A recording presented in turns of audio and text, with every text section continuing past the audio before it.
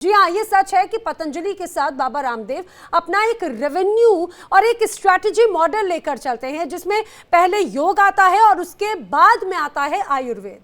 तभी तो बाबा की कंपनी का मार्केट वैल्यू आप जब जानेंगे तो आप भी हैरान रह जाएंगे। जी हाँ, बाबा रामदेव की कंपनी का मार्केट वैल्यू 50,000 करोड़ के पार है, यानी इससे ज्यादा। लेकिन क्या आज के दिन में यह वाकई में संभव है क्या कि दुनिया का हर इंसान एलोपैथी को, मॉडर्न मेडिसिन को छोड़े और इलाज को उसके नकार दे और वो सिर्फ आयुर्वेद और योग से ठीक हो सकेगा?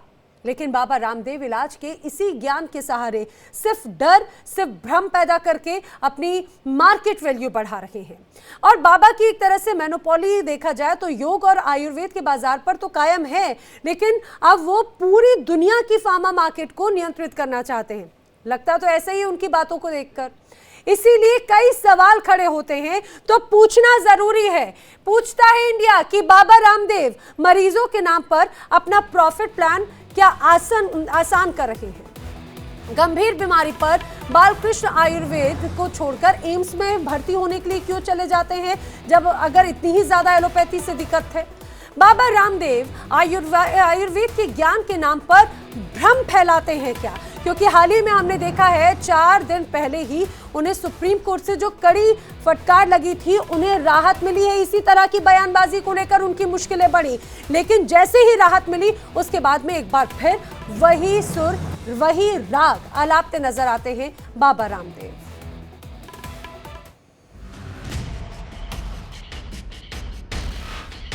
आयुर्वेद चिकित्सा की वो पद्धति जिसे भारत में जन्म लिया, लेकिन क्या आज इलाज की इस पद्धति पर योग गुरु बाबा रामदेव बट्टा लगा रहे हैं? इसमें कोई शक की गुंजाइश नहीं कि बाबा रामदेव महर्षि पतंजलि के योग को, उसके ज्ञान को बखूबी जानते हैं, उसमें सिद्धस्त हैं। लेकिन आयुर्वेद एक चिकित्सा की पद्धति है जिसमें दवाइयां हैं, पंचकर्म हैं, अलग अलग इलाज करने की पद्धतियां हैं जिनमें वो पारंगत नहीं है। वो योगाचार्य हो सकते हैं, लेकिन वो आयुर्वेदिक डॉक्टर नहीं हो सकते। पतंजलि के सारे प्रोडक्ट और सारी दवाइयां और सारे इलाज आज भी उन्हीं के नाम पर बेचे जा रहे हैं। इसीलिए शायद पतंजलि का मार्केट वैल्यू 50,000 करोड़ से भी ऊपर निकल चुका है।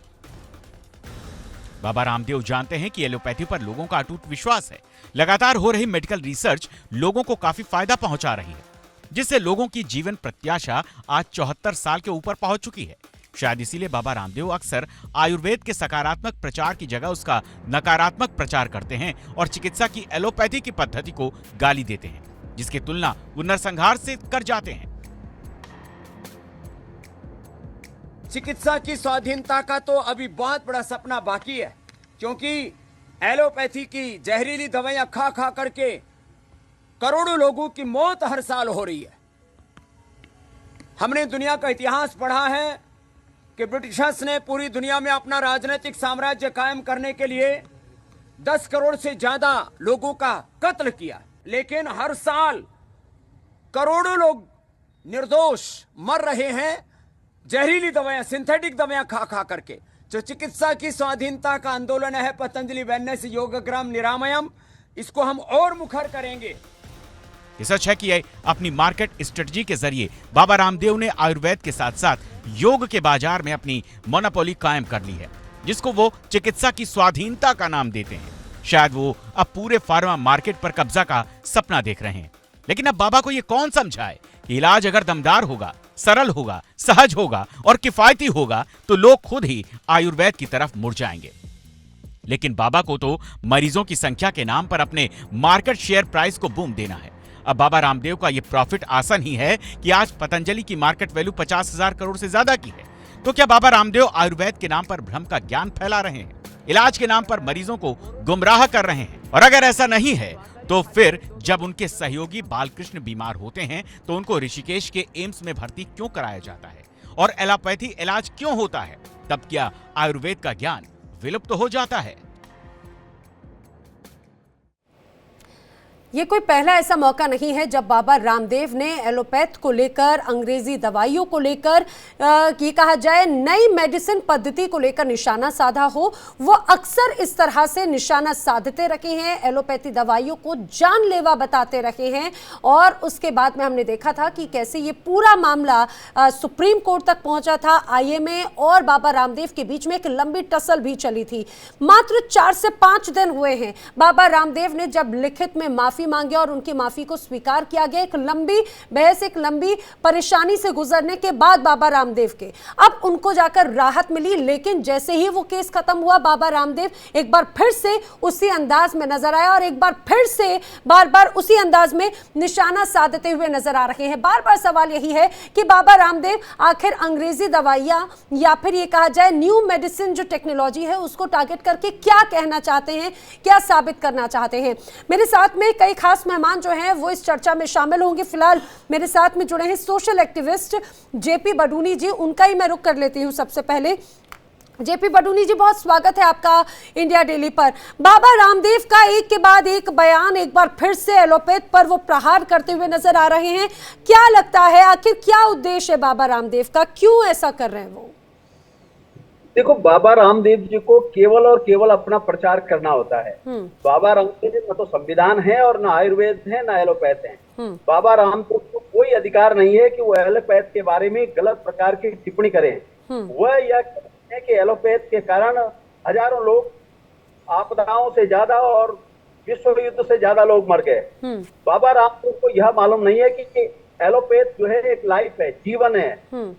लाखों लोग जो है अस्पतालों में इस समय एडमिट हैं। अभी जो है कोलकाता के प्रकरण के बाद जो अस्पतालों में स्ट्राइक चल रही है डॉक्टरों के, उसके कारण कितने लोग दुखी हैं यह बाबा रामदेव को जानकारी नहीं है। बाबा रामदेव एक व्यावसायिक आदमी है और उन्हें जो आयुर्वेद बहुत सस्ते नाम से माना जाता था कि आयुर्वेद की दवाई बहुत सस्ती दरों पे मिलती है, बाबा रामदेव के यहाँ एक पेशेंट का सबसे कम जो दर है 6,500 रुपया प्रति है 24 घंटे का। तो ऐसे में अंदाजा लगाया जा सकता है कि बाबा रामदेव केवल आयुर्वेद के नाम पर व्यवसाय कर रहे हैं और उत्तराखंड सरकार के द्वारा बाबा रामदेव के कई दवाइयों के लाइसेंस का जांच चलती है और कई दवाइयां जो जांच की पर्ची के विपरीत हुए हैं उनका भी रिपोर्ट बाकी है, क्योंकि बाबा रामदेव प्रभावशाली व्यक्ति हैं और सरकार को प्रभावित करते हैं।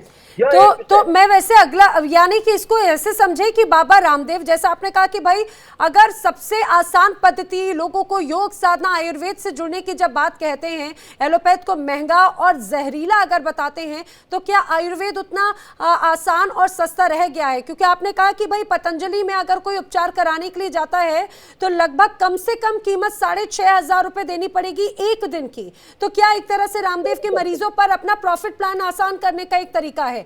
ये भी मैं समझूं, लेकिन डॉक्टर राहुल भार्गव जी भी इस समय मेरे साथ जुड़ चुके हैं, जो कि फोर्टिस गुरुग्राम के प्रिंसिपल डायरेक्टर हैं। सर, बहुत स्वागत है आपका इंडिया डेली पर। सर, एक बार फिर से बाबा रामदेव का कहना है कि जो अंग्रेजी दवाइयां हैं, जो एलोपैथी हैं, उससे खाकर लोग मर रहे हैं, उससे खाकर लोगों की जानें जा रही हैं। क्या कहेंगे सर? देखिए, ये बाबा जो है ये रिपीटेड ऑफेंडर है। इनके बारे में क्या कहा जाए और हम इन पर चर्चा क्यों करें, इस पे भी एक बहुत बड़ा सवाल है, क्योंकि उनकी बातों में तथ्य ही नहीं है। वो भोली भाली जनता जो ऑलरेडी बीमारियों से डरी हुई है, वो 3 शब्दों का गलत इस्तेमाल करते हैं। एक, योग। कोई भी बाबा या कोई भी आचार्य नकारात्मक तरीके से आगे नहीं बढ़ सकता। पहली चीज यही बताई जाती है बाबा और आचार्य जब हम बनते हैं कि हमें सकारात्मक रहना है, ना कि नकारात्मक। बाबा सिर्फ और सिर्फ नकारात्मक बातें करते हैं। उसका रीजन पता है क्या है दोस्तों? इसलिए नहीं क्योंकि उनको जलन है एलोपैथी से, अंग्रेजी दवाइयों से। जब खुद को हार्ट में दर्द होता है, जब बालकिशन जी को हार्ट में दर्द होता है, तो वो कहाँ जाते हैं? वो खुद एम्स में जाते हैं, VIP ट्रीटमेंट लेते हैं और अपना इलाज कराते हैं। तो ये क्यों होता है आप ये बात समझिए, क्योंकि उनको अपना व्यवसाय करना है। उनको अपनी 33,000 करोड़ की जो दुकान है उसको 1 लाख करोड़ बनाना है। तो दोस्तों, ये बात समझना सबसे ज्यादा आवश्यक है। दूसरा, वो जो शब्द का प्रचलन करते हैं और जिससे अपने लोगों को जोड़ते हैं, वो हिंदुत्व और सनातन धर्म। बाबा जो अपना जीवन जीते हैं, रॉयल्स रॉयल्स की गाड़ियां हो, अमीर महंगे घर हो, बॉम्बे में 2006 में उन्होंने खरीदा, जो अचल संपत्ति हो 5,000 करोड़ की, क्या आचार्य या बाबाओं को वो शोभा देती है? क्या वो हिंदू और सनातन धर्म के साथ है? जांच का विषय है। लेकिन डॉक्टर राहुल, जैसे आपने कहा कि आखिर इस पर चर्चा की भी क्यों जरूरत है? चर्चा की इसीलिए आवश्यकता है, दो चीजें मुझे लगता है कि एक तो 4 दिन पहले ही जब पिछले जो विवाद रहे हैं, सुनिए पिछले जो विवाद रहे हैं अभी उससे वो थोड़ा फ्री हुए और एक बार फिर से उसी अंदाज में नजर आए। दूसरी बात, जिस मोनोपोली की बात होती है सर, सुनिए, जिस मोनोपोली की बात होती है, आखिर एक आयुर्वेद की दुनिया में तो पतंजलि के अलावा वो कौन सी मोनोपोली नजर आती है? दुनिया के फार्मा सेक्टर पर एक या एक छत्र अपनी उस मोनोपोली को बनाना चाहते हैं रामदेव। देखिए, सिंपल सी बात है, इतना तो गिरगिट भी इतनी तेजी से रंग नहीं बदलता कि 4 दिन पहले सुप्रीम कोर्ट में, जिसमें वो माफी मांग रहे थे, गिड़गिड़ा रहे थे, हाथ जोड़ के भी, न्यूज चैनल पे भी, टीवी के माध्यम से भी, पेपर के भी माध्यम से वो माफी मांग रहे थे। 4 दिन पहले केस खत्म हुआ, सुप्रीम कोर्ट ने झाड़ लगाई, उसके बाद फिर वही तेवर। और वो तेवर कहां दिखाते हैं? क्या वो दिल्ली, गुड़गांव, मुंबई में दिखाते हैं? नहीं, वो तेवर दिखाते हैं अपने रिमोट साइट में, ताकि वो लोगों को बलगरा पाए, क्योंकि उनको अपना बिजनेस बढ़ाना है। देखिए, उसमें तथ्य नहीं है। हम पब्लिक को यह बताना चाहते हैं बिल्कुल आपके माध्यम से कि तथ्य नहीं है। कोरोनिल की जब बात आई, सरकार ने और सुप्रीम कोर्ट ने क्या कहा कि आप कोई भी मिसलीडिंग एडवर्टाइजमेंट नहीं दे सकते, आप क्योर की बात नहीं कर सकते, शब्दों का चयन बहुत ज्यादा जरूरी है। आज मैं पब्लिक स्पेस में बैठा हूं, तो पब्लिक स्पेस में जो शब्दों का चयन है उसको करना बहुत ज्यादा जरूरी है। तो बाबा की, आपने नैना जी बिल्कुल सही बात कही है, बाबा सिर्फ व्यापारी है, बाबा कॉर्पोरेट बाबा, व्यापारी बाबा है, जो अपना व्यापार बढ़ाना चाहते हैं, ना कि लोगों की सेवा करना चाहते। जब तक वो योगासन सिखा रहे थे, बहुत अच्छी बात थी, आप योगासन से आप बढ़ाइए, सब चीजें करिए, पर जब वो सिर्फ लोगों को अपनी लकीर बढ़ाने के लिए दूसरे की लकीर को छोटा करने की बात करते हैं और तथ्यहीन बातें करते हैं, नकारात्मक बातें करते हैं, भ्रम फैलाते हैं, वो गलत है। क्योंकि 140 करोड़ जनसंख्या में सबका आईक्यू, सबकी समझ, सबकी रिपोर्ट एक जैसी नहीं हो सकती। और बाबा ने जिस प्रकार से मीडिया में अपना कब्जा किया हुआ है, बड़े बड़े ऐड देके, नैना जी आप ये जानती हैं, मैं क्या बताऊं आपको, पूरी दुनिया जानती है, ये कैसे हो सकता है। कोई विज्ञापन फ्री में तो नहीं चलते, पैसा लगता है। तो दोस्तों, ये सब सारा ढकोसला है, इस बात को समझो। जो अच्छी चीज है उसको अपनाओ। वो आयुर्वेद नहीं है, बाबा आयुर्वेद नहीं है, आयुर्वेद बाबा नहीं है। मेरा हाथ जोड़ के निवेदन है, आयुर्वेद एक 5000 पुरानी साल प्रक्रिया है, वो अच्छी भी है, अच्छे लोग भी हैं जो उसका चलन करते हैं, पर जिस प्रकार से बाबा चलन कर रहे हैं, जिस प्रकार से बाबा भ्रमित कर रहे हैं, जिस प्रकार से बाबा प्रचार कर रहे हैं, वो कतई ना हिंदुइज्म है, ना सनातन है, ना आयुर्वेद है। वैसे सर, मुझे लगता है कि आयुर्वेद या कोई भी चिकित्सा पद्धति धर्म या किसी भी संप्रदाय से बहुत ज्यादा ऊपर उठकर है, उसको धर्म संप्रदाय से जोड़कर देखना सही भी नहीं है। लेकिन जेपी बडूनी जी, जो कि हरिद्वार में ही रहते हैं, जेपी बडूनी जी, हमने देखा है हरिद्वार में पतंजलि का जो एक बहुत बड़ा स्वरूप नजर आता है, वहां पर चिकित्सा पद्धति को नए तरीके से, नए विद्यार्थियों को जोड़कर उनको उस चिकित्सा का ज्ञान बढ़ाने की बात कही जाती है। और बाकायदा ये भी दावा किया जाता है कि लोग वहां पर पहुंचते हैं उपचार कराने के लिए, और लोग वहां पर उपचार लेकर वापस ठीक भी होते हैं, सिर्फ आयुर्वेद के माध्यम से। इससे यह है कि आप बाबा जी की स्पीड देखिए, बाबा जी का व्यावसायिक चरण देखिए। बाबा चले थे योग से, योग के बाद आए आयुर्वेद में, आयुर्वेद के चले बाबा उसमें जीन्स और कपड़ों में, उसके बाद बाबा वैदिक शिक्षा में। बाबा ये वैदिक शिक्षा के नाम पर इतना बड़ा डोनेशन लिया जा रहा है, इतना बड़ा डोनेशन लिया जा रहा है कि मुझे अभी सूत्रों से जानकारी लगी कि वहां एडमिशन होना भी कम से कम गवर्नर या चीफ मिनिस्टर से कम कोई फोन नहीं जाता है, डोनेशन ऊपर से जाता है। विषय वस्तु तो यह है कि बाबा जी हर संस्थान पे कब्जा करना चाहते हैं, कब्जा किया जाए कोई बात नहीं, लेकिन कब्जे के नाम पर व्यवसाय करना, डोनेशन लेना। लेकिन मैं आपसे ये सवाल जानना चाह रही हूँ, ठीक है, जो एडमिशन प्रोसेस है उसको लेकर फिर कभी चर्चा करेंगे, लेकिन क्योंकि विषय एक मेरा सवाल ये था कि लोग दूर दराज से आते हैं, दावा ये किया जाता है कि पतंजलि योगपीठ में आकर उनकी समस्याओं के, उनकी बीमारियों का समाधान होगा, लेकिन वही उसी पीठ से जुड़े हुए जब बालकृष्ण बीमार पड़ते हैं तो वो एम्स चले जाते हैं। आखिर ये किस तरह की मोनोपोली हो जाती है? आखिर ये किस तरह का दोहरा रवैया हो जाता है? मैं ऐसे कई लोगों को देखता हूं, और बहुत सारे लोग, हम क्योंकि हरिद्वार में रहते हैं तो पूरे देश भर से संपर्क करते हैं, और हरिद्वार में हमें जो है बाबा जी के यहाँ इलाज कराना, तो हम उन्हें इलाज के लिए कोई व्यवस्था बनाते हैं और वहां एडमिट करते हैं। लेकिन हम कहते हैं तो उपचार आप जहां से दूसरा ले रहे हैं, एलोपैथ ले रहे हैं, उसे लेते रहें, आप यहाँ पर आराम कर सकते हैं। क्योंकि जब कोई बड़े महानगरों से आता है तो यहाँ पर रहने की, यहाँ का इन्वायरमेंट, यहाँ का वातावरण, हरिद्वार गंगा जी के नजदीक तो बहुत अच्छा वातावरण है, तो लोगों को 2-4 दिन तो बड़ा अच्छा महसूस होता है। लेकिन उसके बाद वास्तविक स्थिति से जब उसके पैसे खत्म हो जाते हैं और वो अपने शहर को जाता है, तो उसका जो दवाई, जो चिकित्सा चल रही है, वो चिकित्सा का लाभ नहीं मिल पाता, और उसके बाद वो अन्य एलोपैथ वगैरह में जाता है। मैं ऐसे पेशेंट जानता हूं कि जो वहां चिकित्सा करा रहे थे और उसके बाद एम्स या अन्य जगह जाना पड़ा। विषय वस्तु है कि हरिद्वार के लोग जिस जगह पर बाबा जी स्थापित हैं और जहां का पूरा सारा सिस्टम बाबा जी ने डेवलप किया है, निश्चित रूप से लोगों को रोजगार मिला है। वहां पर चिकित्सा के नाम पर बहुत कम लोग हैं जो पतंजलि जाते हैं, ये पक्का है। और किसी और का क्या, मैं तो बालकृष्ण जी का जिक्र कर रही हूँ बडूनी साहब। बालकृष्ण जब खुद वो भी बीमार हुए तो वो भी सीधे एम्स ही गए हैं, उसी एलोपैथी दवाइयों को खाकर ठीक हुए हैं वो। नहीं, बाबा जी को ऐसे बयानों से निश्चित रूप से बचना चाहिए, क्योंकि न तो बाबा जी एलोपैथ हैं, ना आयुर्वेद के जानकार हैं, ना आयुर्वेद के भी जानकार नहीं है वो, तो इसलिए उन्हें कि आयुर्वेद को कोई कम नहीं कर रहा। बाबा जी का उद्देश्य ये आयुर्वेद और एलोपैथ के समर्थकों को आपस में लड़ाया जाए और कारोबार को बढ़ाया जाए। बेसिक मुझे तो यही लगता है, क्योंकि ये व्यवसाय का है, मात्र 25 साल में 50,000 करोड़ का व्यवसाय स्थापित करना, यही लगती है, यही उनका टारगेट। ठीक है डॉक्टर राहुल, लेकिन एक बात बहुत अहम हो जाती है, क्योंकि एक के बाद एक अगर इस तरह के बयान आते हैं, कई बार फटकार लगती है, उनके जो एडवर्टीजमेंट्स रहते हैं उनको लेकर कई बार ये कहा जाता है कि नियमों का उल्लंघन है, लेकिन बार बार बाबा रामदेव के शब्द या फिर उनका बर्ताव उसी तरह से होता है। लेकिन जो बयान उन्होंने एक बार फिर दिया, आपको क्या लगता है, ये सिर्फ उनका बयान है या ये उनकी सोच भी है? देखिए, बाबा एक गोरिल्ला वॉरफेयर में विश्वास रखते हैं। गोरिल्ला वॉरफेयर क्या होता है? आप हिट एंड रन। बाबा भी वही कर रहे हैं। बाबा हैबिचुअल ऑफेंडर हैं। बाबा बार बार ये काम करते रहेंगे, क्योंकि बाबा को पता है कि ये सेल जो है साइकिल है, क्रमिक है।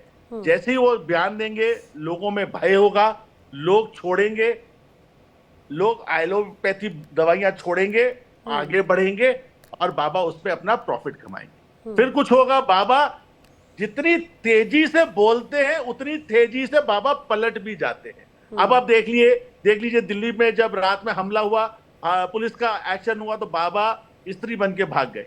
बाबा ने सुप्रीम कोर्ट में हाथ पैर जोड़ दिए कि वो अगली बार ये नहीं करेंगे, और 4 दिन पहले ही उनका केस खत्म हुआ है। अब अगले हफ्ते जब छुट्टियां खुलेंगी, जब बाबा पे इन्हीं टिप्पणियों पे वापस से सुप्रीम कोर्ट में हलफनामा दायर होगा, बाबा फिर सॉरी बोल देंगे। देखिए, बाबा एक मानसिकता को सपोर्ट कर रहे हैं, हमारे पॉलिटिकल, लेकिन ये किसकी मानसिकता है? ये इन्हीं के द्वारा उपज की गई मानसिकता है जिसका वो प्रचार प्रसार करने की कोशिश कर रहे हैं। ये किसकी मानसिकता है? ये सिर्फ पैसे से ग्रसित मानसिकता है। देखिए, सिंपल सी बात है, बाबा की एक ही मानसिकता है, वो है पैसा, पैसा और पैसा। पब्लिक को ये समझाना आवश्यक है। देखिए, हम आयुर्वेद के अगेंस्ट में नहीं है नैना जी, मैं फिर से आपको बोलूंगा, आयुर्वेद हो, एलोपैथ हो, सबको मिलके इंसान के, इस देश के इंसानों का इलाज करना है, ना कि इस देश के पूरे विश्व के लोगों का इलाज करना। बाबा के पास तथ्य नहीं है, जो वो एलोपैथ की बातें करते हैं, मैं कहता हूं हमारे पास तथ्य है, साइंटिफिक एविडेंस है, पर बाबा के पास जो, बाबा अपनी दवाइयों की बातें करते हैं, आयुर्वेद की बात नहीं करते, वो खुद की दवाइयों की बात करते हैं, खुद की इजाद दवाइयों की बात करते हैं, उसमें तथ्य नहीं है। डॉक्टर राहुल, एक बहुत अहम सवाल हो जाता है क्योंकि अलग अलग पद्धतियां हम देखते हैं, जो न्यू मेडिसिन टेक्नोलॉजी है, एलोपैथ की टेक्नोलॉजी है, जिसमें कहा जाता है पैथोलॉजी अपने आप में बहुत महत्वपूर्ण आधार है, जिसमें अलग अलग जांचों के माध्यम से उसके आधार पर इलाज होता है, उस आधार पर दवाइयां प्रोवाइड की जाती हैं। लेकिन आयुर्वेद में इससे उलट तस्वीर नजर आती है। नाड़ी पद्धति से ही अलग पद्धतियों से वो तमाम चीजों को, समस्याओं को जानते हैं, फिर समाधान होता है। तो क्या ये माना जाए आने वाले वक्त में पैथोलॉजी सिस्टम भी अब बाबा रामदेव का एक नया तरीके से नजर आएगा? नहीं, देखिए नैना जी, हम किसी भी पद्धति को साइंटिफिक तरीके से आगे बढ़ाने के लिए भारत सरकार कार्यबद्ध, वो आयुष मिनिस्ट्री को हजारों करोड़ रुपए की ग्रांट दे रही है ताकि वो भी आगे बढ़ के साइंटिफिक तरीके से हमारी 5000 साल पुरानी पद्धति को विश्व स्तर पे ला पाए, ताकि हम विश्व गुरु बन पाए। एग्रीड। पर जो उसका चलन और पालन कर रहे हैं उन पे भी लगाम डालना बहुत ज्यादा आवश्यक है। देखिए, लोगों के दिमाग में भ्रम ये हो चुका है कि ये पद्धति खराब है, ये अच्छा है, जो कॉर्पोरेट का डॉक्टर है वो खराब है, सरकारी डॉक्टर खराब है, जो सबसे अच्छा काम होगा वो पतंजलि में होगा। नहीं दोस्तों, सबको साथ मिलके चलने की आवश्यकता है और ऐसे भ्रमित करने वालों लोगों से बचने की आवश्यकता है। बाबा क्या बोलते हैं, ज्यादा से ज्यादा लोग मर गए एलोपैथी दवाइयां खा के। बाबा प्रूफ दीजिए। मैं कहता हूं प्रूफ दीजिए। आप देखिए नैना जी, जो मैं बोल रहा हूं मैं उसका प्रूफ दे सकता हूं कि हमारी पद्धति से ब्लड कैंसर के 60% लोग ठीक हो गए। हमारे पास पेपर है, पेपर पब्लिश्ड है। आप कैसे विश्वास करोगी नैना जी? आप कल को बोल दो कि मैं पुलिस इंस्पेक्टर हूं, आप कैसे विश्वास होगा? विश्वास करने के लिए कुछ प्रमाण पत्र होगा, सरकारी दस्तावेज होंगे। बाबा ने उठ के बोल दिया कि ज्यादा लोग मर गए, लोगों में भय फैल गया, दवाई खानी पीनी बंद कर दी, उससे क्या होगा? लोग जिंदा बचेंगे। दूसरा इंपॉर्टेंट चीज, जो लोग आज पॉलिटिक्स में हैं, जो हायर पोजीशन पे हैं, जो सुप्रीम कोर्ट में हैं, मैं उनसे पूछना चाहता हूं कि क्या ऐसे लोगों जो बाबा बोल रहे हैं वो शायद जेपी बदोनी जी से फर्क नहीं पड़ेगा, नैना जी पे फर्क नहीं पड़ेगा, राहुल भार्गव पे फर्क नहीं पड़ेगा, फर्क किस पे पड़ेगा? आखिरी क्रमिक आदमी पे। बिल्कुल, उसकी मृत्यु का कारण बनेगा। सुप्रीम कोर्ट में जज पे बैठे हुए आदमी को पता नहीं है, क्योंकि उसके तो घर डॉक्टर पहुंच जाता है, उसको पता है कि वो ठीक हो जाएगा। जिसके पास पैसा है वो अमेरिका चला जाएगा। बट कौन इसमें हानि किसको होगी? मेरे देशवासियों को। बिल्कुल, एक भ्रम जो है वो लोगों के बीच में फैलाने की कोशिश हो रही है। एक और सवाल राहुल जी, जरा संक्षिप्त में आप बताइएगा, फिर मैं एक बार फिर से बडूरी जी का रुख करूं, क्योंकि आपने कहा कि एक बार फिर से जब कोर्ट खुलेंगे तो फिर से उसको लेकर याचिका जरूर वहां पर दायर की जाएगी। क्या आईएमए, क्या डॉक्टर एसोसिएशन फिर से इस तरह से कोई एक्शन लेने की अब तैयारी में, इस तरह के बयान के बाद? नैना जी, आप स्टेटमेंट देखिए ना, कैसे नहीं होगा। ये जो कांड अभी हुआ है, जो हीनियस कांड कैलकाटा ने हुआ है, वो शायद आज हमारी वो प्रायोरिटी है, क्योंकि हमारे को अपनी बहनों की रक्षा करने के लिए आज आगे सड़कों पे उतरना पड़ रहा है। बट जैसे ये चीज ठीक होती है नैना जी, ये लड़ाई लड़ी जाएगी, कोर्ट के माध्यम से लड़ी जाएगी, क्योंकि बाबा को प्रेम, मोहब्बत, रिस्पेक्ट वो भाषा समझ नहीं आती। उनको एक ही भाषा समझ में आती है, वो है सुप्रीम कोर्ट की। और आपके माध्यम से, आपकी आवाज से मैं सुप्रीम कोर्ट तक ये बात पहुंचाना चाहता हूं, सोमवार मंगलवार को सुओ मोटो उनको लेते हुए, कि जो बाबा ने अपना बयान दिया है उससे हजारों नहीं करोड़ों लोगों की जीवन मृत्यु की तरफ धकेला जाएगा। ठीक है, लेकिन बडूनी जी उसको सुओ मोटो लेना चाहिए। जी ठीक है बडूनी जी, एक बहुत अहम सवाल हो जाता है। आप कहना चाह रहे हैं, आप अपनी बात टिप्पणी कीजिएगा, लेकिन एक और बात मुझे जरूर बताइएगा, क्योंकि बार बार डॉक्टर राहुल कह रहे हैं कि एक भ्रम फैलाने की कोशिश है। क्या जब ये भ्रम फैलाने की कोशिश होती है तो उस पतंजलि पीठ में भी इसका इम्पैक्ट या इसका प्रभाव नजर आता है क्या? देखो मैम, सीधा विषय ये है कि वास्तविक रूप से बाबा जी आयुर्वेद और एलोपैथ को अलग अलग वर्गों में विखंडित करना चाहते हैं। वो अलग अलग पेशेंट पैदा करना चाहते हैं। जिस प्रकार से राजनीति चल रही है, क्षेत्रीय राजनीति, जातिवाद की राजनीति, उस प्रकार से कार्य हो रहा है। तो इस चीज को देशवासियों को मतलब यह जानने का विषय है कि इस भ्रमजाल में हम न पड़े और हम किसी बाबा के कहने पे एलोपैथ को कम और आयुर्वेद को ज्यादा कह दें। यह मतलब उन लोगों के लिए दिक्कत होगी जो मतलब पेशेंट हैं, जो रोगी हैं। आपको एलोपैथ से ज्यादा इलाज होगा। आप जो आयुर्वेद ले रहे हैं वो आयुर्वेद की चिकित्सा करें, लेकिन लौट के आपको एलोपैथ में निश्चित रूप से आना पड़ेगा। तो बाबा जी का जिस प्रकार से समाज को विखंडित करने और आयुर्वेद और एलोपैथ को डिवाइड करने का और उसको अलग अलग प्रकार से पेशेंट को पैदा कर, ये बाजार को क्रिएट कर रहे हैं, ये अपने बाजार को बना रहे हैं। अभी डॉक्टर साहब कह रहे थे, डॉक्टर भार्गव जी, की वास्तविक रूप से ये तथ्य है क्योंकि बेसिक रूप से जानकारी है जो पतंजलि पर लगातार जो जानते हैं कि क्या है।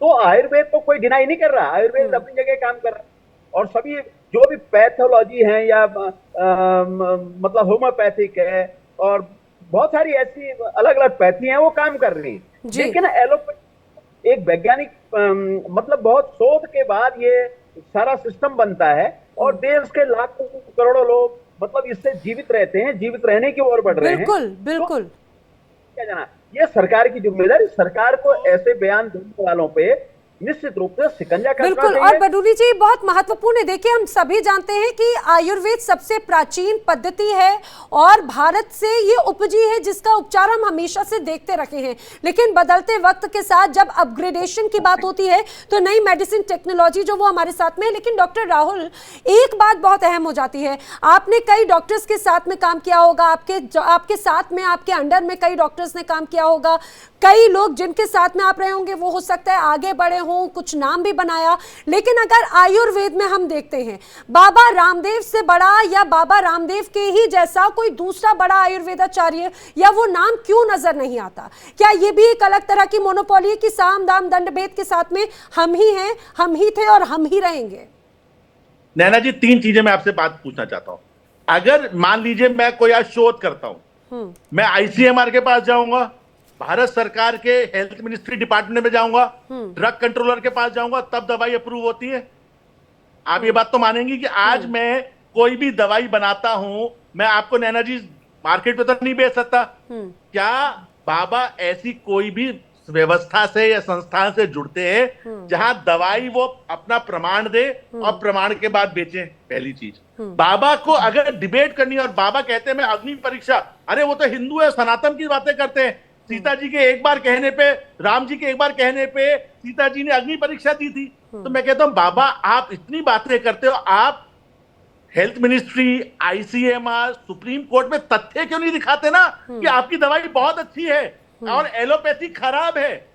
तीसरी चीज, वो हमेशा सिर्फ अपने गरीब लोगों को ही संबोधित क्यों करते हैं? वो दिल्ली में बड़े बड़े अधिवेशनों में जहां पे अमेरिका से लोग आए हो, विदेश से लोग आए हो, उनको संबोधित क्यों नहीं करते? चौथी चीज नैना जी, क्यों नहीं वो आपके साथ और हमारे साथ बैठ के डिबेट करते और हमारे जैसे मूर्ख लोगों को प्रमाणित कर देते हैं कि आयुर्वेद ज्यादा अच्छा है, जो आयुर्वेद का वो क्लेम करते हैं। नैना जी वो क्यों नहीं होता? ये सब कराइए ना, साइंटिफिक अधिवेशन होते हैं, सब कुछ होता है, हम आगे बढ़ते हैं। बाबा का कहां है? ठीक है, बाबा की साइंस क्या है, विज्ञान कहां है? जी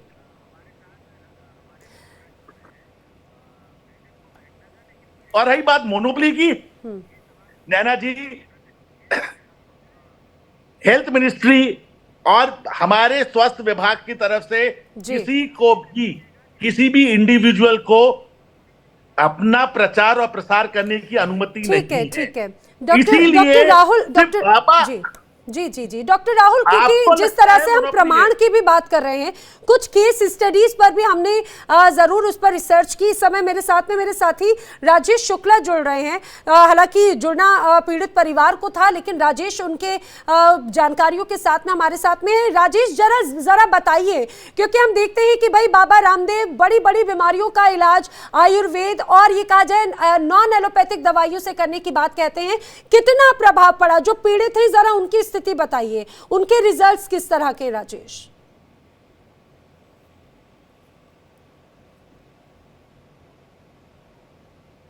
जी बिल्कुल। देखिए मैं इस खबर के लिए मैं लगा हुआ हूँ और हमने बहुत से लोगों से कोशिश की बात करने की। कई लोग आए, हमारे साथ आए, जुड़े और उन्होंने अपना अनुभव शेयर किया कि किस तरह से उन्होंने वहाँ इलाज कराया, उनके यहाँ गए, इलाज कितना महंगा हुआ, लेकिन बाद में उनको मजबूरन फिर एलोपैथी की शरण में जाना पड़ा। सरकारी अस्पतालों में जाके या एम्स ऋषिकेश में, ज़्यादातर लोग एम्स ऋषिकेश जाकर के उन्होंने अपना इलाज कराया। बहुत से लोग तैयार थे जिसमें सरकारी कर्मचारी भी हैं, क्योंकि होता क्या है कि जब आप किसी को बताते हैं कि हमने इतने मरीज ठीक कर दिए, हमने जो गंभीर बीमारियों के पेशेंट हैं उनको ठीक कर दिया, लाखों की संख्या में ठीक कर दिया, करोड़ों की संख्या में ठीक कर दिया, जब आप टीवी पर आकर इस तरह से बोलते हैं तो उसके बाद लोग निश्चित तौर पर उससे प्रभावित होते हैं और आपके पास आते हैं इलाज के लिए। लेकिन होता क्या है कि आपने देखा होगा कि जैसे आचार्य बालकृष्ण के मामले में उनकी जब तबीयत खराब हुई तो फिर उनका इलाज पतंजलि में नहीं हुआ, उनको ले जाकर के एम्स में एडमिट कराना पड़ा। तो इस तरह के बहुत से केसेस थे। मेरे साथ कई लोग यहाँ जुड़ने के लिए तैयार भी थे, लेकिन फिर कई बार क्या ऐसा हुआ राजेश, आप बार बार दोहरा रहे हैं कि कुछ पेशेंट्स यहाँ पे जुड़ने वाले थे, कुछ पीड़ित, लेकिन आखिर ऐसा क्या हुआ जो जुड़ने से बच रहे हैं? अब वो देखिए, उसमें या तो लोकल डर है, लोकल वो रहने वाले हैं हरिद्वार के, रुड़की के या ऋषिकेश के, तो उनको एक तरह का डर भी है कि कहीं हम उनके खिलाफ ऑन कैमरा अगर बोलते हैं तो उनको दिक्कत हो सकती है। इस तरह की बातें भी सामने आई कि कई लोगों ने मुझसे शेयर किया कि देखिए मेरा अनुभव ठीक नहीं रहा, मैंने वहाँ इलाज कराया लेकिन मुझे नुकसान हुआ, फायदा नहीं हुआ और अंततोगत्वा मुझे इसकी शरण में जाना। तो बड़ी खबर, बाबा रामदेव के ही डर से शो पर मरीज अब नहीं आना चाहते, कैमरे के सामने नहीं आना चाहते। मरीजों को बाबा रामदेव का डर नजर आता है, क्योंकि जो मरीज जो पहले कैमरे पर आकर सच्चाई बताने को तैयार थे, लेकिन अचानक वो इस बात से डर गए हैं कि अगर वो अपनी बात कैमरे के सामने रखेंगे तो फिर क्या होगा, वरना बाबा रामदेव की ही पोल कुछ मरीज खोलने वाले थे। आखिर किस तरह से एक व्यापार का अड्डा बना लिया गया है, ये अपने आप में बहुत बड़ी बात हो जाती। राजेश लगातार हमारे साथ में बने हुए हैं जो ये बात बता भी रहे हैं। राजेश, एक बार फिर जरा मुझे बताइए कि आपने कहा कि कुछ मरीज, कुछ पीड़ित परिवार जुड़ने को तैयार थे, जुड़ने वाले थे, मैं तो इंतजार कर रही थी, आखिर क्या वजह है जो नहीं जुड़ना चाहते हैं वो? ठीक है राजेश, जैसा बता रहे थे, लेकिन अब डॉक्टर राजू व्यास भी समय हमारे साथ में हैं, director of cardiac science Fortis hospital के हैं। डॉक्टर राजू, बहुत स्वागत है आपका। आपसे भी मैं समझना चाह रही हूँ, एक बार फिर से बाबा रामदेव का कहना है कि अंग्रेजी दवाइयाँ खा के, एलोपैथी दवाइयाँ खा के लाखों करोड़ों लोगों की जान जा रही है, वो मर रहे हैं, और कुछ पीड़ित जो हैं, मुझे लगता है सर तक आवाज नहीं पहुंच रही है, और जो पीड़ित हैं जिनसे हमने बात करनी चाहिए वो डर के मारे कैमरे पर बैठने से बच रहे हैं। सर डॉक्टर राजू, आप तक आवाज पहुंच रही है मेरी?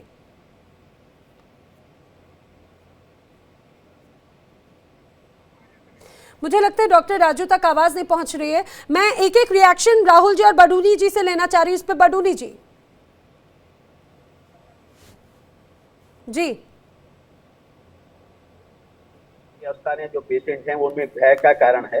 वास्तविक रूप से ऐसा होता है कि प्रभावशाली परिणाम जो पेशेंट से होना निश्चित रूप से है, या किसी के साथ भी हो सकता है। मतलब एक तो होता प्रभावशाली और एक होता है सरकारों को संचालित करने वाले प्रभाव। नहीं, लेकिन बडूनी जी वो अपने आप को योग गुरु बताते हैं, वो आयुर्वेदाचार्य के रूप में अपने आप को बताते हैं, तो क्या कोई योग गुरु लोगों को डरा सकता है? क्या कोई आयुर्वेदाचार्य लोगों को डरा सकता है? इतना खौफ है लोगों के मन में कि वो कैमरे के सामने आके बात रखने से डर रहे हैं। नहीं, वो विषय अलग हो सकता है कि लोग नहीं आ रहे, बहुत होता प्रभावशाली को देख के। जी ठीक है, मुझे लग रहा है टेक्निकल इशू, आप ट्रैवल भी कर रहे हैं शायद, इस वजह से आवाज कट रही है। वो जो सामान्य जीवन जीते हैं उनके लिए वास्तविकता रखना बड़ा टफ काम है, सत्य को बोलना बड़ा टफ काम है, जीवन से खिलवाड़ करने के बराबर है। ये निश्चित रूप से वो सभी लोग जानते हैं जो इन सेक्टरों में, सोशल सेक्टर में काम करता है अथवा जो सत्य को बोलता है, और उसके लिए सरकार की तरह घातक हो जाती है। आपने कई बार ये देखा। ठीक है, लेकिन लोगों के मन में अब डर है। डॉक्टर राजू, आप तक मेरी आवाज पहुंच रही है क्या?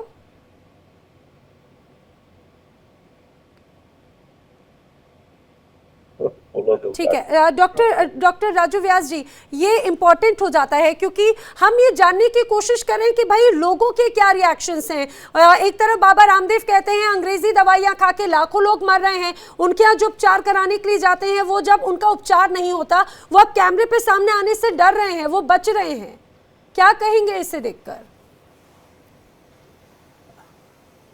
नहीं, ये इस प्रकार का भ्रम जो है हमें सोसाइटी में नहीं फैलाना चाहिए। हमें मैं एज ए डॉक्टर, मैं एक हार्ट सर्जन भी हूँ, एक कार्डियोलॉजिस्ट भी हूँ।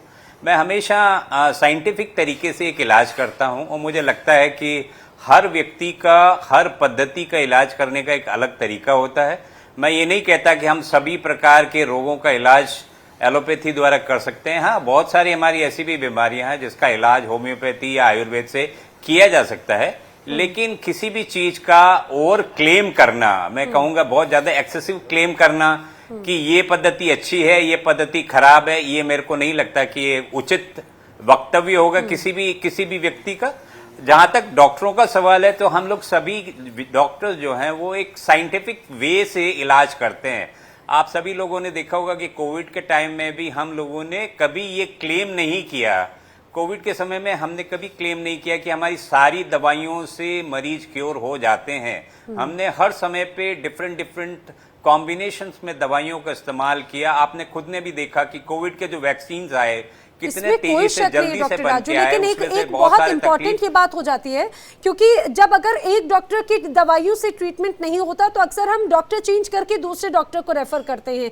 और लेकिन इतना डर तो कभी नहीं होता कि अगर किसी डॉक्टर की दवाई का असर नहीं हुआ तो उसके बारे में बात करने से भी बचे। लेकिन बाबा रामदेव या फिर पतंजलि पीठ के जो पीड़ित रहे हैं, जो मरीज रहे हैं, उनके साथ में तो एक तरह से डर वाली तस्वीर नजर आती है। इसे कैसे देखते हैं सर? मैं हमेशा ऐसा सोचता हूँ, मेरी ऐसी परिकल्पना है कि जो मेडिकल फ्रेटर्निटी ने हम लोगों को सिखाया है, वो सिखाया है कि हाँ, अगर आप अगर अपने किसी पेशेंट को 100% नहीं दे पाते हैं या आप किसी मरीज का ढंग से इलाज नहीं कर पाते हैं, तो मुझे ऐसा लगता है कि जो एक साइंटिफिक बैकग्राउंड वाला डॉक्टर होगा वो हमेशा ये कहेगा कि आप कृपया करके दूसरे इस डॉक्टर से भी परामर्श कर लें। ऐसा कभी नहीं होता कि अगर मैं किसी व्यक्ति का इलाज अपने लेवल पे नहीं कर पा रहा हूं, उसको अपने तक ही सीमित रखूंगा, उसको किसी दूसरे डॉक्टर को दिखाने के लिए कभी भी मैं कहूंगा नहीं। ये इसीलिए हम लोगों को सिखाया गया या हमको सिखाया जाता है कि हमें पता है कि अब हमारी जिस प्रकार से ब्रांचेस डिफरेंट हो गई है। जैसे मैं कार्डियोलॉजी को डील करता हूं और मेरे यहाँ पे अगर कोई हार्ट अटैक का मरीज आता है, हार्ट सर्जरी से रिलेटेड मरीज आता है, हार्ट ट्रांसप्लांट के लिए मरीज आते हैं, उसका इलाज हम करते हुए अच्छे लगते हैं या हमें उनका इलाज करना चाहिए, क्योंकि उस सब्जेक्ट के बारे में हमें काफी नॉलेज है और हम बहुत आगे तक उसके बारे में रिसर्च भी करते हैं। अगर मैं ये कहूं कल को कि किसी किडनी के पेशेंट का इलाज भी मैं ही करूं, वो जस्टिफाइड नहीं है। आज के जमाने में जिस प्रकार से सरकार ने और Indian medical council, medical association, इन सभी लोगों ने हम सभी लोगों के लिए गाइडलाइंस लगाई हुई है। गाइडलाइंस को हम लोग कभी पार नहीं करते, क्रॉस नहीं करते, और उसी का फायदा आजकल मरीजों को मिलता है। आपने देखा होगा कि आज से मैं 20 साल पहले जब हम हार्ट के किसी भी व्यक्ति का इलाज करते थे, तो हम सभी लोगों ने देखा कि हम उस समय में हम 100 में से अंदाजन 30-40 मरीजों को, 50% मरीजों को बचा सकते थे। आज आप हिंदुस्तान में देखें कि जो भी व्यक्ति समय पे एक हार्ट का प्रॉब्लम लेके किसी एक नियर बाय अस्पताल में पहुंच जाता है और समय पे पहुंच जाता है, तो उसकी सक्सेस रेट ऑलमोस्ट सर, ये बहुत इंपॉर्टेंट हो जाती है। बदलते वक्त के साथ में नई टेक्नोलॉजी, नई मेडिसिन और जागरूकता का बहुत अहम रोल हो जाता है। लेकिन राजेश, ये डर कहां से आ गया इस बीच में, जागरूकता के बीच में? मुझे एक बार फिर से समझाने की कोशिश कीजिए। आखिर वो मरीज, वो पीड़ित क्यों नहीं बैठने को तैयार हो रहे हैं जो पहले तैयार थी? किस बात का खौफ है उन्हें? देखिए, मैं आपको बताऊं, नाम लेकर के मैं बता रहा हूं। पूर्ण सिंह चौहान हरिद्वार में रहते हैं, ITBP के रिटायर्ड कमांडो हैं। अच्छा। और उन्होंने पतंजलि में अपना इलाज कराया, इलाज से उन्हें फायदा नहीं हुआ, उनको नुकसान हुआ। अब वो एलोपैथ में अपना इलाज करा रहे हैं और फिलहाल वो उनकी कंडीशन ये है कि वो अभी ऑन बेड हैं वो, और इलाज चल रहा है, वो धीरे धीरे रिकवरी कर रहे हैं। तो ऐसे कई पेशेंट हैं जो इस तरह से, जिन्होंने वहाँ इलाज कराया लेकिन उनको कामयाबी नहीं मिली, उनका इलाज ठीक ढंग से नहीं हुआ, तो वहाँ से बाहर आकर के वो दूसरे डॉक्टर्स को या दूसरे अस्पतालों में, सरकारी अस्पतालों में अपना इलाज करा रहे हैं। ऐसे अनगिनत केसेस हैं। और देखिए, एक बात यहाँ स्पष्ट है कि बाबा रामदेव का जो प्रभाव है यहाँ पर हरिद्वार में और पूरे देश में प्रभाव है उनका, तो वो एक प्रभाव है, वो एक डर है शासन प्रशासन में उनका प्रभाव है, राजनीतिक स्तर पर उनका बहुत ऊंची पहुंच है। ये सारी चीजें हैं जिसकी वजह से आदमी जो पीड़ित है वो खुद अपनी व्यथा कहने में डरता है। लेकिन राजेश, एक बात मुझे और बताइए, आपने तो एक उदाहरण पूरन सिंह जी का दिया, लेकिन जैसे सरकार की तरफ से या फिर अलग अलग अस्पतालों की तरफ से बड़ी रियायतें दी जाती हैं उपचार में, कई टेस्ट में, दवाइयों में, क्या पतंजलि में भी लोगों को इस तरह के कोई आयुष्मान कार्ड वहां पे चलता है क्या? पंडित दीनदयाल उपाध्याय कार्ड वहां पर चलता है क्या? उपचार में लोगों को कोई रियायत मिलती है क्या? किसी तरह की बीमारी के उपचार का कोई फ्री उपचार है क्या? दवाइयां मुफ्त में मिलती हैं उन्हें? मेरी जितने लोगों से बात हुई है फिलहाल तो ऐसी कोई बात नहीं है। ज्यादातर लोग ये कहते हैं कि 5 स्टार फैसिलिटी मिलती है और चार्जेज भी उसी तरह के होते हैं। अब 5 स्टार फैसिलिटी और चार्जेज भी 5 स्टार, तो आप समझ लीजिए कि किस तरह से चार्ज किया जाता होगा वहां पर। तो फिलहाल ऐसे रियायत वाली बात या रियायत वाले लोगों को तो मेरे ख्याल से वहाँ एंट्री भी नहीं मिलती है, जहां तक मेरी जानकारी है। ठीक है। अब किसी को ऐसे दिखाने के लिए कर दिया हो तो वो एक अलग चीज है। ठीक है, लेकिन राजेश पूरन सिंह चौहान, आपने एक नाम बताया, कुछ और भी ऐसे पीड़ित परिवार जो थे वो आना चाह रहे थे। बडूनी जी कुछ कहना चाह रहे, मैं रुक करूं, लेकिन राजेश जी पहले ये बताइए आखिर और कौन कौन से ऐसे केसेस हैं? आपने उन मरीजों से बात की, उनकी क्या समस्याएं थी, उनको कितना उपचार मिला और वो क्यों आने से बचे हैं? देखिए, ऐसी एक लंबी लिस्ट है, बहुत सी लिस्ट है जो एम्स ऋषिकेश में, ज्यादा दूर नहीं, हरिद्वार से 20 किलोमीटर दूर है। एम्स ऋषिकेश में ऐसे तमाम मरीजों की लिस्ट है जो पतंजलि में इलाज करा रहे थे, लेकिन वहां जब वो उनकी बीमारी ठीक नहीं हुई या बीमारी और बढ़ने लगी तो फिर वापस आकर के उन्होंने एम्स में अपना दिखाना शुरू किया। और लगभग कितने होंगे? 10, 20, 50, 100 लगभग आपकी नजर में कितने होंगे? एक लंबी लिस्ट है, क्योंकि आज इतवार का दिन है इसलिए वहां छुट्टी है। ये लिस्ट भी हमारे पास मैंने मंगाया है, वो लिस्ट भी हमारे पास आ जाएगी। एक लंबी लिस्ट है इस तरह की कि जो पतंजलि में इलाज करा रहे थे, वहां सफलता नहीं मिली तो उसके बाद उन्होंने एम्स का रुख किया। ऐसे तमाम मरीज हैं और एक बड़ी फेहरिस्त है, उसमें संख्या अगर आप आंकड़ा देखेंगे तो आज की डेट का आंकड़ा एक अलग होगा, लेकिन अगर जो पिछले कई महीनों से या सालों से जो वहाँ इलाज कराते रहे हैं और उसके बाद उनको वापस यहाँ आना पड़ा है, एम्स ऋषिकेश आना पड़ा है या देहरादून के अलग अलग जो मेडिकल कॉलेजेस हैं, अस्पताल हैं, वहाँ जाना पड़ा है, तो ये एक लंबी फहरिस्त है इस तरह की। मैं एक बार फिर से राजेश अपने एक और सवाल को दोहराना चाह रही हूँ, जरा उसको समझाइएगा, क्योंकि अलग अलग हम सभी जानते हैं कि लोग अपने खासतौर से सेहत पर उनका कितना खर्चा होता है। इन्हीं तमाम समस्याओं को ध्यान में रखते हुए सरकार की तरफ से कई योजनाएं शुरू की गई हैं। क्या पतंजलि में आयुष्मान कार्ड या दीनदयाल उपाध्याय कार्ड या तमाम ऐसी कोई योजनाओं को शामिल किया जाता है? लोगों को कोई रियायत दी जाती है इन सरकारी योजनाओं के तहत? मेरी जानकारी में नहीं है। यानी कुल मिलाकर हम ये जरूर समझें कि लोगों को सरकारी योजनाओं का लाभ नहीं देंगे, लेकिन खुद के मार्केट को बनाने के लिए, खुद के पीठ को बढ़ाने के लिए, खुद की दवाइयों को या फार्मा कंपनी में अपने आप को पैठ बनाने के लिए सरकार की तमाम योजनाओं का, सरकार का सहयोग लेंगे, लेकिन लोगों को रियायत नहीं देंगे। बडूनी जी, आप कुछ कहना चाह रहे थे, जो मरीज सामने आने से बच रहे हैं उनको लेकर आप कुछ कह रहे थे, ऐसा क्यों खौफ है? योग गुरु हैं या बाहुबली हैं? नहीं, ऐसा नहीं है, क्योंकि सामाजिक संरचना कुछ दूसरे प्रकार की बनी होती है और उससे लोग बागों को ये लगता है कि फेस टू फेस नहीं कर पाते हैं। बहुत सारे सामाजिक बंधन होते हैं, सामाजिक कारण। लेकिन जो अभी आपका प्रश्न था कि वहां पर सरकार द्वारा संचालित विभिन्न जो चिकित्सा में दी जा रही भारत सरकार द्वारा या राज्य सरकार द्वारा जो सहायता है उसका वहां पर प्रयोग होता है, तो मैं ये निश्चित रूप से कह सकता हूँ लगभग मार्च तक तो यह व्यवस्था लागू नहीं थी। प्रकार का आयुष्मान कार्ड या अन्य कोई राज्य सरकार द्वारा जारी कोई मेडिकल कार्ड लगता है, क्योंकि वहां पर वह आदमी जाता है, पैसे जमा कराता है, वो फाइल बनाता है, उसके बाद वो तमाम रहता है, उसको एक कमरा अलॉट हो जाता है और जो है वहां पर अपनी चिकित्सा कराता है। तो बडूनी जी, जो फिर जब सरकारी योजनाओं का लाभ अगर जनता तक नहीं है या फिर इस तरह से रियायत अगर उनको नहीं दी जाती, अपनी व्यवस्था को बढ़ाने में तो सरकार, प्रशासन, सबका सहयोग ले लिया जाता है, तो वो सुविधाएं जनता के लिए क्यों नहीं है पतंजलि योगपीठ में? फिर यहाँ पर प्रश्न यह होता है कि उत्तराखंड का जो चिकित्सा परिवार कल्याण मंत्रालय है, जो विभाग है इतना का, तो वो क्या कर रहा है? क्या उसे जानकारी नहीं है कि वहां पर ये कार्ड लागू नहीं हो रहा? वो क्या कर रहा है? तो क्या कोई, अच्छा मैं आपसे भी सवाल पूछना चाह रही हूँ, क्या वहां पे किसी तरह का कोई मेडिक्लेम काम करता है? आपके पास में कई मामले सामने आते होंगे, आपके संज्ञान में कुछ ऐसा मामला आया क्या? मैं यही कह रहा हूँ कि एक्चुअली दोष केवल ये नहीं कह सकते हैं कि बाबा जी के यहाँ ये व्यवस्था थी। बाबा जी तो सीधे व्यवसाय कर रहे हैं, ये तो अंडरस्टूड है, भारत सरकार जानती है, पूरा विश्व जानता है। लेकिन सरकारों का दायित्व क्या है? जनता, जो बाबा जी जनता के लिए केवल जब आयुर्वेदिक उपचार करते हैं तब उसके जिम्मेदार हैं, जवाबदेह। ठीक है, ये यही सवाल मैं राजेश से भी जानना चाह रही हूँ। राजेश, सरकारी योजनाएं तो कहीं से कहीं तक पतंजलि में नहीं है, लेकिन क्या किसी तरह का उपचार जो भारी भरकम महंगा है, क्या वहां पर किसी तरह का मेडिक्लेम काम करता है क्या? देखिए, अब मैं ये कह रहा हूँ, बाबा की तरफ से दावा किया जाता है कि जो CSR का फंड होता है उससे वो करते हैं, लेकिन अब उसमें कितनी सच्चाई है वो एक जांच का विषय हो सकता है कि कितना करते हैं या कितना किया है, उसकी एक अलग लिस्ट हो मेरे ख्याल से बाहर आनी चाहिए।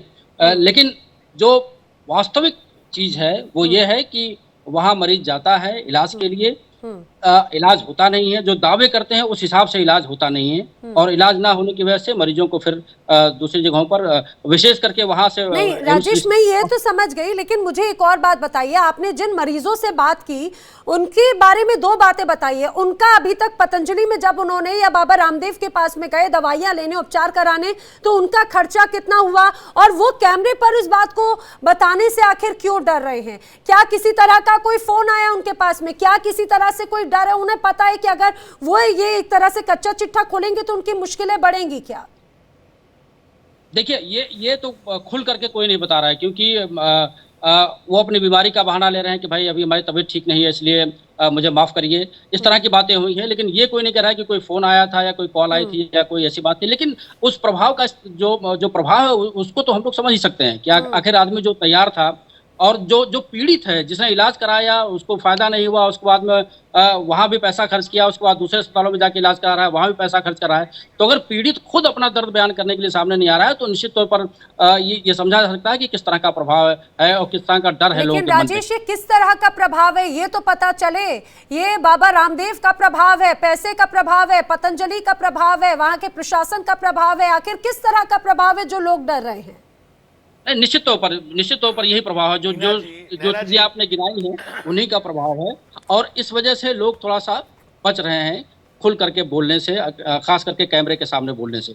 लेकिन मेरी ऑफ द रिकॉर्ड तमाम लोगों से मैंने नाम भी आपको कोट किया कि ये है और अभी ऑन बेड है, वो उनका इलाज अभी चल रहा है। तो इस तरह के तमाम मरीज हैं और एक पूरी लिस्ट है, एक पूरी जी जी जी सर जी। नैना जी, बहुत ही सिंपल सी बात है, अभी तक पाप का घड़ा भरा नहीं है। It is as simple as that. लोग आज भी मर्यादा में, क्योंकि उन्होंने खुद ने चूज किया है, वो कैसे बताएंगे कि वो बेवकूफ बन गए? पहली चीज, गुस्सा से ज्यादा चीटिंग की एहसास है उनको कि मुझे चीट कर लिया गया। दूसरा, वो अभी भी लोग हमें ये बोलते हैं कि आप प्लीज रिकॉर्ड मत करिएगा, क्योंकि हम अपने हिंदू धर्म को, आयुर्वेद को और सनातन धर्म को डिग्रेड नहीं करना चाहते।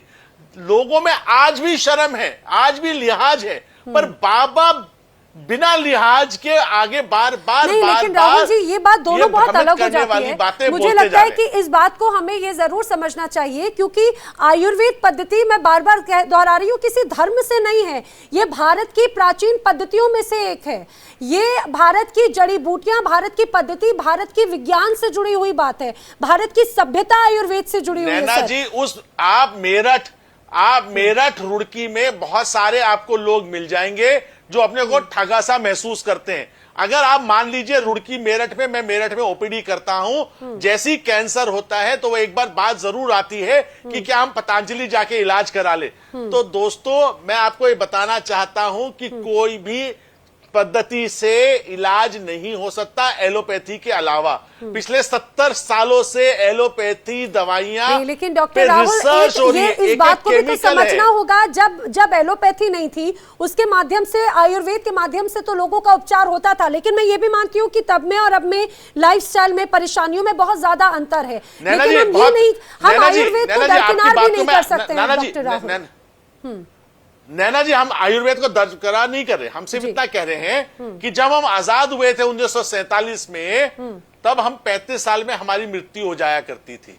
आज 78वें इंडिपेंडेंस डे के बाद अगर हम सेलिब्रेट कर रहे हैं हमारा एवरेज लाइफ स्पैन 75 साल हो चुका है। ये वो देश है जहां पे विदेशियों से लोग अपना bone marrow transplant, heart transplant, बेशक किडनी सर। ट्रांसप्लांट कराने आते हैं। बिल्कुल। आप ऐसे देश में ऐसी भ्रमित चीजों को वेटेज देंगे? अपना विश्व गुरु बनने के लिए क्या आप ऐसी चीजों को बढ़ावा देंगे और अपने हास्यास्पद हंसी का केंद्र बनेंगे? आपको यह सोचना पड़ेगा। देखिए, इसीलिए सुप्रीम कोर्ट के माध्यम से ये डिबेट आयुर्वेद और एलोपैथ की नहीं है नैना जी, ये डिबेट एक ऐसे क्रूकेड आदमी की है, ऐसे भ्रमित करने वाले आदमी की है जो सिर्फ अपने स्वार्थ के लिए, देश के लिए नहीं, अपने स्वार्थ के लिए, अपने हित के लिए, अपने 33,000 करोड़ के लिए काम कर रहा है। डॉक्टर राजू, मैं मेरा आपको मानना करूं, सिर्फ लेकिन इतना एक बात सा मैं है राजेश कि से मैं- पूछना चाह रही हूं। राजेश, जैसे कि अपने हित का बार बार जिक्र किया डॉक्टर राहुल ने, क्या सिर्फ अपने हित के लिए इस तरह से मरीजों का उपचार किया जाता है, उन्हें उपचार नहीं मिलता? एक लंबी फहरिस्त आपके पास में है, क्या वो सिर्फ अपने हित के लिए पतंजलि कहीं ना कहीं ऐसे लोगों का उपचार करता है? निश्चित तौर पर देखिए, जो दावे किए जाते हैं, देखिए पतंजलि को आप अगर गौर से देखेंगे, सालों साल से उनका जो एक इतिहास रहा है, ट्रैक रिकॉर्ड रहा है, ज्यादातर क्या होता है कि स्वदेशी, भारतीय, भारत में निर्मित, इस तरह की बातें जो इमोशनल बातें होती हैं, वो उनका जिक्र किया जाता है उसमें। अब इमोशनली, लेकिन राजेश, एक और बात मुझे बताओ, फिर मैं डॉक्टर राजू व्यास का रिएक्शन लूं। जैसे हम देखते हैं कि एलोपैथी में अलग अलग परेशानियों के अलग अलग स्पेशलिस्ट डॉक्टर हैं, कार्डियोलॉजी अलग है, गायनिक अलग होगा, ऑर्थो अलग होगा, लेकिन क्या पतंजलि में भी, क्या आयुर्वेद में भी, वहां पर बाबा रामदेव का जो एक सिस्टम है, वहां पर भी अलग अलग परेशानियों के अलग अलग कोई चिकित्सक है क्या? देखिए, इसका दावा तो किया जाता है, कि हमारे पास हर सर्दी जुकाम से लेकर के और कैंसर तक के जो स्पेशलिस्ट हैं उनके बाबा रामदेव दावा करते हैं कि उनके पास हैं, और उसका इलाज भी वो करते हैं, इसका भी दावा करते हैं। लेकिन हकीकत दूसरी है। जब मरीजों से आप मिलेंगे तो मरीज का जो अनुभव है वो दूसरे तरह का है। वो वहां गया, निराश होकर के वापस आया, और फिर एम्स ऋषिकेश में या देहरादून या हरिद्वार के बड़े अस्पतालों में फिर जाकर के वो इलाज कराता है। तो ये स्थिति है वहाँ की। और आप बता रहे हैं कि आपने ऐसे कई परिवारों से, कई पीड़ितों से मुलाकात की, लंबी फहरिस्त से। डॉक्टर राहुल आ रही हूँ, डॉक्टर राजू व्यास कुछ कहना चाह रहे थे सर। हाँ, मैं ये दो चीजें ऐड करना चाह रहा था। जैसे कि आपके रिपोर्टर बता रहे थे, मैं आपको दो एग्जांपल्स देता हूं। जब आज से कुछ साल पहले बाबा रामदेव जी ने अपने बहुत सारे योगा के प्रोग्राम्स करने पूरे देश के कोने कोने में शुरू किए थे, तो मुझे याद है उस समय में वो दो चीजें हमेशा कहा करते थे अपने मरीजों को। एक ये कि ब्लड प्रेशर की आप जो दवा होती है उसको बंद कर दें, और दूसरी बात ये होता है कि उनका हफ्ते या 10 दिन का जो योगा का प्रोग्राम होता था वो कंटिन्यू कराते थे। मेरे को याद है आज भी वो समय कि जब वो कैंप खत्म होता था, उसके बाद में बहुत सारे मैंने पेशेंट देखे हैं उन प्लेसेस पे जहां पे मैं ओपीडी करने जाता हूं, और बाबा जी का जब वहां पे प्रोग्राम खत्म हुआ उसके कुछ ही दिनों बाद immediately on the same day और उसके अगले दिन बहुत सारे पेशेंट्स हार्ट अटैक लेके भर्ती हुए अस्पतालों में। बहुत सारे पेशेंट ऐसे थे जो कि ब्रेन स्ट्रोक के साथ में एडमिट हुए।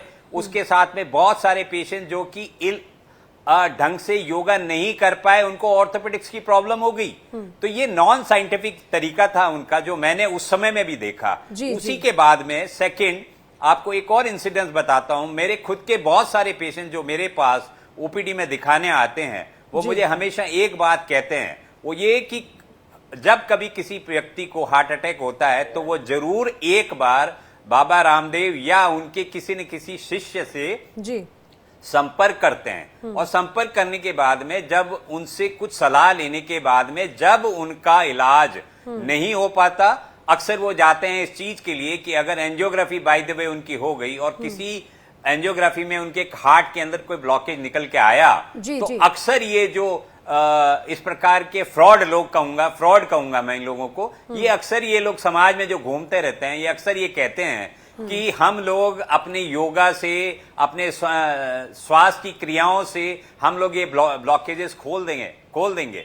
और मैंने खुद ने अपने पर्सनल एक्सपीरियंस से पिछले 30 सालों से देखा है कि पिछले 15 से 20 सालों में ऐसे पड़े लोगों को, जो पढ़े लिखे बहुत हायर पोस्ट पे रहे, उन्होंने इस इस योगा पद्धति से अपने ब्लॉकेजेस को लेकिन खोलने डॉक्टर की राजू कोशिश ये की, बात भी बहुत लेकिन वो नहीं इंपॉर्टेंट है खोल क्योंकि पाए हमेशा और एक वापस लाइन उनको- कही जाती है, prevention is better than cure.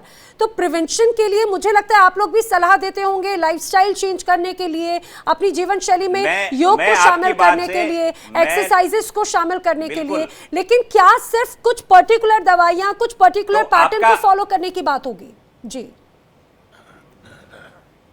मैं आपको आपके इस सवाल का जवाब दूसरे एंगल से देता हूं। जी सर। मैं ये नहीं कहता कि योगा का या इस प्रकार की पद्धति का कोई इस प्रकार से इलाज पॉसिबल नहीं है या नहीं हो सकता। यस, आप सही कह रही हैं, प्राइमरी प्रिवेंशन, बीमारी के प्राइमरी प्रिवेंशन में योगा का, एक्सरसाइज का, इस प्रकार की पद्धतियों का बहुत इंपॉर्टेंट एस्पेक्ट है या उसे हमें फॉलो करना चाहिए ताकि हमें ये बीमारियां ना हो। लेकिन बीमारी होने के बाद में कोई व्यक्ति या कोई योगा से उनके आर्टरी के ब्लॉकेजेस को नहीं खोल सकता। ये भी हमें बड़ी अपने बात मन है में सर, बड़ा दावा सोच जो के बाबा रखना रामदेव चाहिए, हर हमें बार मान करते के मान रहे लेना हैं चाहिए। और वक्त की कमी है, लेकिन क्योंकि एक के बाद एक कई ऐसे बड़े खुलासे हुए जो मुझे लगता है इंडिया डेली के माध्यम से, इस चर्चा के माध्यम से लोगों के मन में भी कई सवाल जरूर खड़े हो रहे होंगे कि आखिर जो पीड़ित बैठने वाले थे, कैमरे के सामने आने वाले थे, अपनी बात रखने वाले थे, आखिर वो क्यों डर गए, आखिर किस तरह का प्रभाव उन पर रहा। आप सभी मेरे साथ इस चर्चा में शामिल हुए सर, आप सभी का बहुत बहुत धन्यवाद। फिलहाल वक्त एक ब्रेक का।